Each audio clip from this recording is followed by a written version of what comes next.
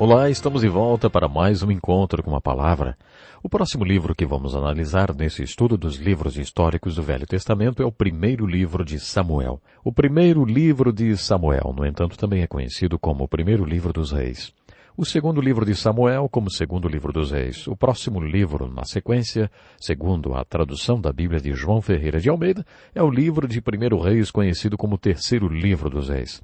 O livro de 2º Reis é referido como o 4º livro dos reis. Segundo os tradutores, todos esses livros são livros literários do reino porque relatam o reino de Deus. Quando analisamos esses livros do reino, precisamos saber exatamente o que estamos procurando. Agora, eu desafio você a fazer importantes observações com a leitura dos livros de 1º e 2º Samuel. A primeira coisa que procuramos é o conceito do reino de Deus. O conceito do reino de Deus é muito importante mesmo. No 6º capítulo de Mateus, no meio do Sermão do Monte, quando Jesus dissertou sobre prioridades e valores depois de ter falado sobre muitas coisas que nós prezamos e valorizamos, ele disse: buscai primeiro o seu reino. Quando Jesus nos ensinou a orar, ele falou: vós orareis assim: Pai nosso que estás no céu, santificado seja o teu nome. Venha o teu reino, seja feita a tua vontade, assim na terra como no céu. O pão nosso de cada dia nos dá hoje. Antes de Jesus nos ensinar a pedir, nos dá. Ele nos ensinou a colocarmos Deus em primeiro lugar. Ele nos ensinou a dizer: Deus, o teu nome, Deus, o teu reino, Deus, a tua vontade são importantes para mim, e em submissão a tudo isso, dá-me o que preciso. Por que Jesus nos ensinou a dizer na oração do Pai Nosso: venha o teu reino? Porque o reino de Deus é um conceito muito importante para nós. Essa é a verdade. No 3º capítulo do Evangelho de João, vemos que Jesus passou a noite toda acordado, conversando com um rabino chamado Nicodemos. Todos nós sabemos que eles conversaram sobre o novo nascimento e que Jesus lhe disse: Nicodemos, você tem que nascer de novo. Já ouvimos muito sobre nascer de novo e fico feliz que seja assim. Se você não sabe o que isso significa, leia o livro de Chuck Colson chamado Born Again, ou Nascido de Novo. Acho que a sua história é uma boa ilustração do que é nascer de novo. A expressão nascer de novo tornou-se muito famosa com a conversão de pessoas como Chuck Colson e outros personagens relevantes. Significa muito para muita gente. O que essa expressão, na verdade, então, significa nas Escrituras? No 3º capítulo de João, podemos observar o seguinte: naquela noite que Jesus ficou acordado conversando com Nicodemos, o novo nascimento não era o assunto principal. O assunto principal era o reino de Deus. Quando Jesus falou para Nicodemos que ele deveria nascer de novo, ele disse: quem não nascer de novo não pode ver o reino de Deus. E se alguém não nascer da água e do Espírito, não pode entrar no reino de Deus. Muitos acham que ele se referiu ao nascimento carnal, quando a bolsa d'água é rompida. Mas Jesus se referiu ao espiritual. Ele diz: não pode entrar no reino de Deus. Jesus explicou para Nicodemos que o nascimento em si não era o objetivo final. O novo nascimento era um meio de se chegar a um fim. O fim era o reino de Deus. Você percebe como o conceito do reino de Deus é importante nas Escrituras? O que significa o reino de Deus? Nesses livros históricos do Velho Testamento, 1º e 2º Samuel, 1º e 2º Reis e 1º e 2º Crônicas, você aprenderá o que a Bíblia quer dizer quando faz referência ao reino de Deus. Para refrescar a sua memória, eu gostaria de relembrar algumas ilustrações já vistas. Quando iniciamos nosso estudo dos livros históricos, dei uma explicação geral sobre a história do povo de Deus. Quando vimos que os filhos de Israel tinham uma liderança de acordo com a vontade de Deus, mas preferiram uma liderança conforme a sua vontade, eu disse: o que Deus realmente queria para esse povo era uma teocracia, que significa Deus governando o povo. Tudo o que se precisava para uma teocracia era de um profeta, sacerdote como Moisés ou Samuel. Quando ele subia ao topo da montanha para interceder junto a Deus pelo povo, ele era o sacerdote. Quando ele descia da montanha com as palavras de Deus para o povo, ele era o profeta. Era isso que Deus queria. No primeiro livro de Samuel, ele tem a posição de líder, um profeta sacerdote. Ele fazia a mesma coisa que Moisés. Um dia o povo falou para Samuel: Samuel, nós não queremos mais esse tipo de governo, sabe? Nós não queremos mais que Deus seja o nosso rei. Nós queremos um rei como os outros povos têm. Samuel ficou muito chateado. Observe que ele ficou muito perturbado. Quando Samuel buscou a Deus, Deus lhe falou: Samuel, não leve isso para o lado pessoal. Eles não estão rejeitando você. Eles estão rejeitando a mim. Sou eu que eles não querem mais. Eles não querem mais que eu seja o rei deles. Sou eu que estou sendo rejeitado, não você. Por isso, não leve para o lado pessoal, não. Foi assim que Deus reagiu. Quando Deus os estava alimentando sobrenaturalmente com o maná no deserto, eles disseram que queriam carne. Então Deus disse: está bem, vocês vão ter carne. Não por um dia nem dois, mas todos os dias. Vocês podem comer carne todos os dias, meses e anos, até que saia pelos narizes o que vocês estão comendo, até que vocês enjoem. É isso que vocês querem? É isso que vocês terão. É assim que Deus faz. No Salmo 37, Deus nos promete dar os desejos do nosso coração. Isso pode ser tanto um desafio quanto uma promessa. Quais são os desejos do seu coração? Não importa quais sejam. Você pode tê-los satisfeitos. Sobre o fato de Deus ter dado carne no deserto, o salmista comentou: lhes satisfez o desejo, mas fez definhar as suas almas. Quando quiseram um rei, Deus fez a mesma coisa. Ele disse: vejam bem, nos meus planos eu seria o rei de vocês, mas vocês querem do seu jeito. Então, Samuel, dê a eles os reis que eles querem. É por isso que em algumas edições da Bíblia, os livros 1º e 2º Samuel são chamados de 1º e 2º Reis, e os livros 1º e 2º Reis são chamados de 3º e 4º Reis. As crônicas são uma repetição do mesmo período da história. Esses 6 livros são sobre os reis que eles tanto quiseram e por isso são chamados de livros histórico-literários do reino. O primeiro rei foi um homem chamado Saul. Samuel teve o prazer de contratar o primeiro rei. Você já contratou um rei? Deve ser divertido, não? Bom, Samuel teve o privilégio de contratar e ungir o primeiro rei de Israel. Logo vemos que foi mais difícil para Deus trabalhar com esse rei do que com os profetas sacerdotes Moisés e Samuel. Moisés e Samuel faziam exatamente o que Deus ordenava. Mas o rei Saul, desobedeceu a Deus. E quando Saul desobedece, Deus já não podia mais trabalhar através dele. Samuel, portanto, teve o prazer de despedir o primeiro rei de Israel. Deus disse: despeça-o, porque se ele não faz o que eu mando fazer, não posso trabalhar através dele. Por isso que o rei seguinte foi um homem segundo o coração de Deus, e que fez a vontade de Deus. Quando Samuel despediu Saul, disse: Deus tirou o reino das tuas mãos e dará um homem segundo o seu coração, e que fará a sua vontade. Se um homem fizer a vontade de Deus, Deus pode trabalhar através dele. Deus pode trabalhar através de um rei desse tipo. Quer o rei fosse desobediente ou obediente, o profeta sacerdote estava sempre em cena. Ele ficava só um pouco fora. Se o rei não obedecesse a Deus, o profeta sacerdote entrava em cena e transmitia-lhe a palavra e a vontade de Deus. Ele dizia: é melhor você fazer o que Deus quer ou trará problemas para você e para todo o povo. Isso aconteceu durante toda a história do reino. Davi foi o melhor rei que Israel teve.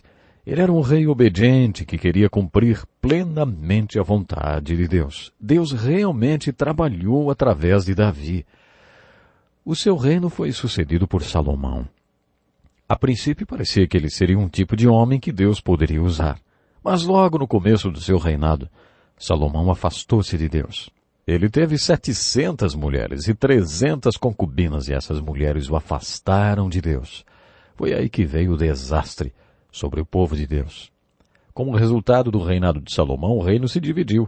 As 10 tribos do norte de Israel se autodenominaram Israel. As 2 tribos do sul, Benjamim e Judá, passaram a ser conhecidas por Judá. Os filhos de Israel se tornaram um reino dividido, não por causa dos pecados de Davi, mas como consequência dos pecados de Salomão. Os assírios levaram os reinos do norte cativo. Essas tribos do norte nunca voltaram do cativeiro. Nunca mais ouviu-se falar delas. Os babilônios conquistaram o reino do sul. As tribos de Benjamim e Judá foram levadas cativas para a Babilônia. Por 70 anos os filhos de Israel possuíram a terra, mas ninguém a habitava porque eles não viviam lá. Depois que passaram 70 anos, a Pérsia conquistou a Babilônia. Uma das primeiras coisas que aconteceram foi que Ciro, o grande imperador da Pérsia, teve um sonho. Nesse sonho, Deus vivo e verdadeiro o moveu a fazer um decreto declarando que todos os hebreus cativos que habitavam na Babilônia, a qual tinha se tornado Pérsia, eram livres para voltar para Israel e reconstruir o templo e a cidade. Quando apresentei uma visão geral da história de Israel, disse que ela poderia ser uma matéria difícil. Entretanto, você não precisa ser um estudante da história dos hebreus para entender o Velho Testamento o suficiente para tirar uma aplicação devocional e prática para a sua vida. Para que você tire proveito da leitura, da literatura histórica do Velho Testamento, basta conhecer 7 fatos da história dos hebreus. O primeiro é o reino. O povo quis um rei, por isso Deus deu-lhes um reino. Como consequência dos pecados de Salomão, o reino foi dividido. O reino dividido é o fato número 2. O fato número 3 é que os assírios levaram cativo o reino do norte que estava dividido do reino do sul. Fato número 4 é a extinção do reino do norte. Depois que as 10 tribos do norte foram tomadas cativas pelos assírios, nunca mais ouvimos falar das 10 tribos de Israel. Elas são tidas como as 10 tribos perdidas de Israel. O cativeiro babilônico do Reino do Sul é o 5º fato da história dos hebreus que nós conhecemos. O fato número 6 é a conquista dos babilônicos pelos persas. O fato número 7 é o retorno de alguns judeus do cativeiro babilônico. Se você entende esses 7 fatos da história dos hebreus, você possui conhecimento suficiente para entender o Velho Testamento. Se você estiver decidido a levar a sério o estudo do Velho e do Novo Testamento, uma coisa que você tem que fazer é entender o conceito do reino de Deus. Acho que Deus considera esse assunto bem importante, porque só no Velho Testamento há 6 livros que abordam somente esse tema, o reino de Deus. Os estudiosos se referem aos 2 livros de Samuel, aos 2 de Reis e aos 2 de Crônicas como a literatura do reino do Velho Testamento. Durante a leitura dos livros históricos do reino, observe a ênfase dada a este conceito importante do reino de Deus. Para que você entenda melhor esse conceito do Novo Testamento, você precisa compreender qual a sua importância no Velho Testamento. No Velho Testamento, o reino de Deus significa simplesmente que Deus é o rei e que ele tem um reino.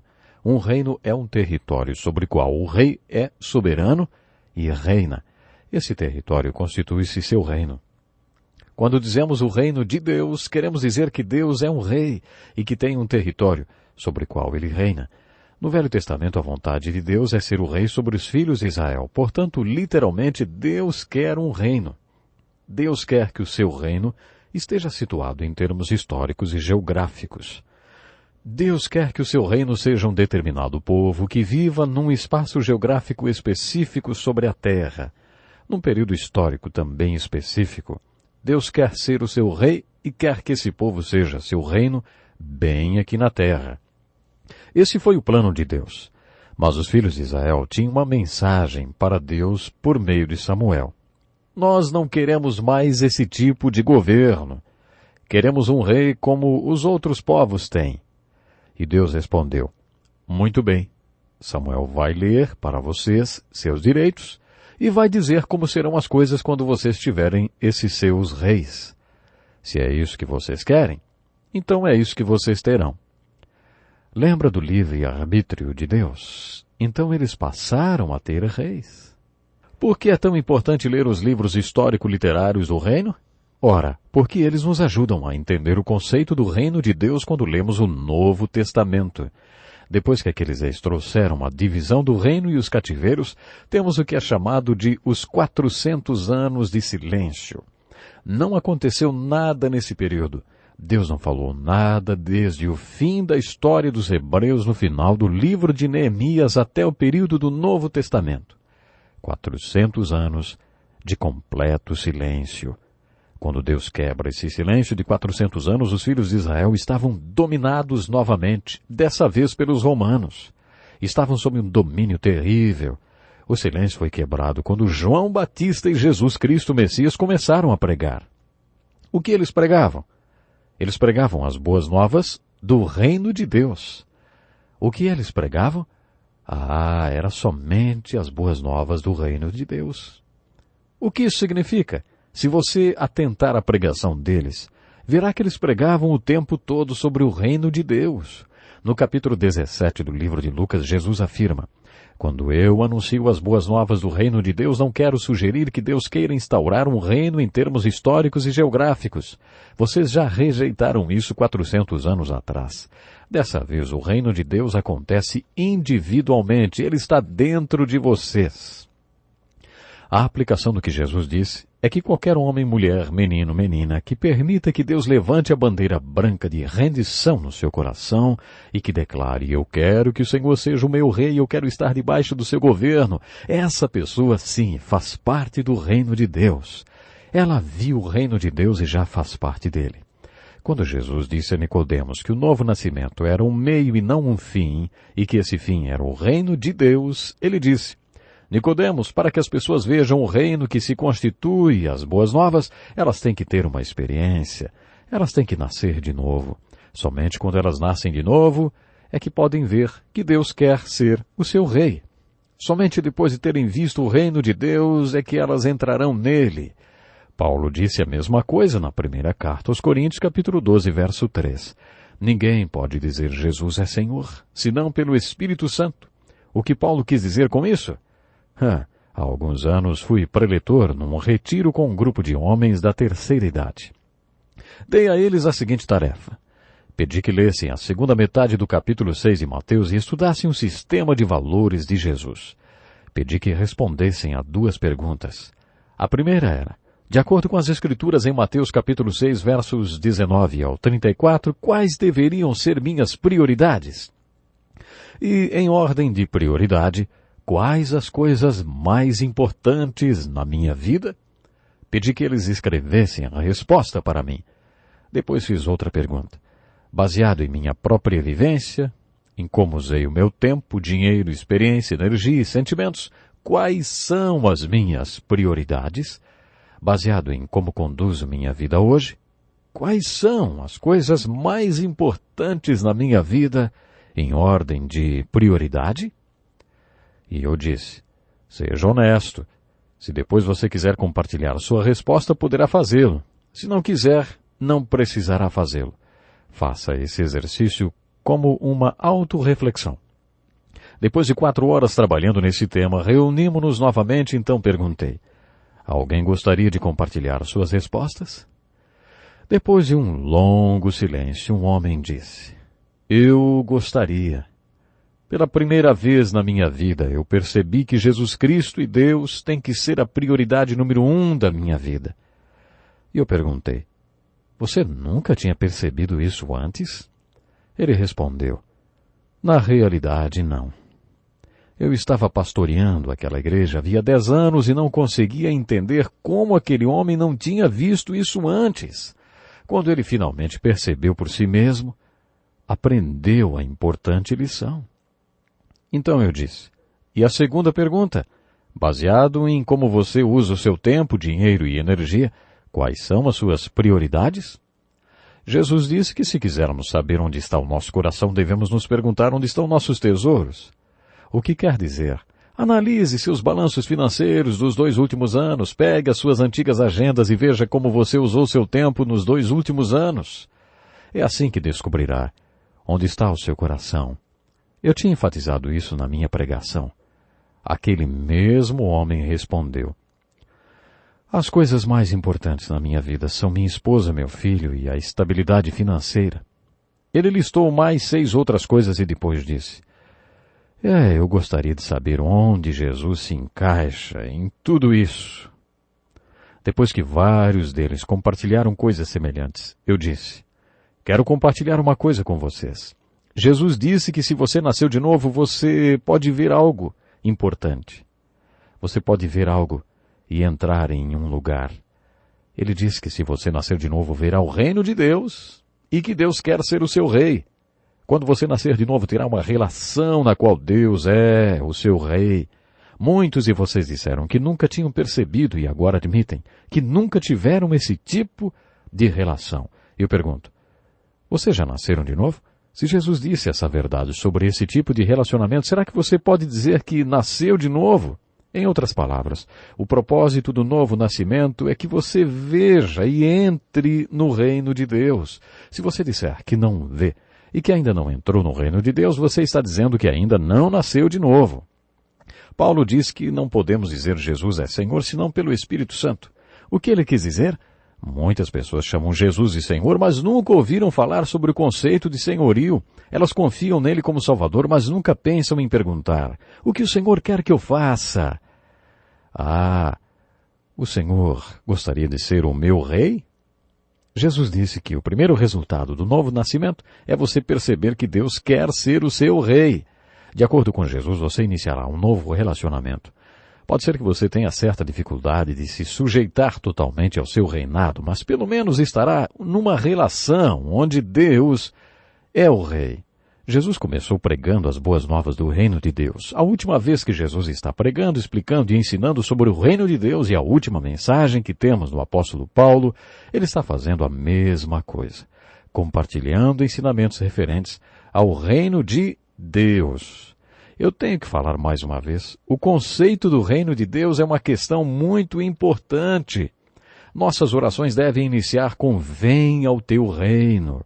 Quando estabelecemos nossas prioridades, o reino de Deus deve ser a prioridade número 1. Se você comparar suas prioridades com a figura de um alvo, um centro e vários círculos em volta, sabe, o centro de suas prioridades deve ser o reino de Deus. Quando você ler 1 Samuel, descobrirá o que significa o reino de Deus. Deus quer ser o seu rei. Podemos fazer tudo do nosso modo, mas aí teremos que comer o banquete das consequências das nossas escolhas.